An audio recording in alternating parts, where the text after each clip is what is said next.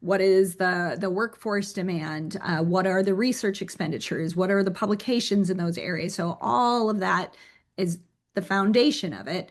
And then it's the question of not who do we need to replace, which is often what I would get. So the question for hiring often comes in of who retired, therefore we need to backfill that position.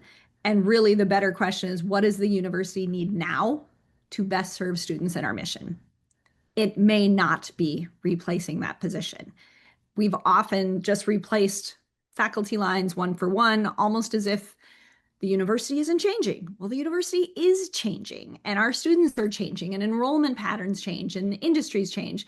So we need to really focus more on whether we should be hiring in that line at all or hiring in a completely different discipline where student demand is growing.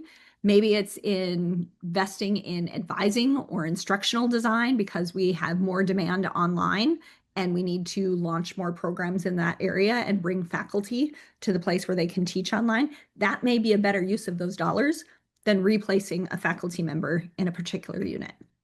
And that's really hard for us to get past that idea because then it's a question of, well, what's going to happen? Who's going to teach those classes?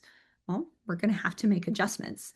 And I look at it where every position represents a long-term investment of public dollars, of tuition dollars, and we owe it to our students and our taxpayers to ask whether or not we are really recreating yesterday's university or we are investing in tomorrow's university. And I think that's a much healthier conversation for us to have as a university rather than talking about, oh, we've lost this many faculty. This is why we need to hire. What do the enrollment numbers look like? Is this the best investment of these dollars for where the university is going, not where the university has been?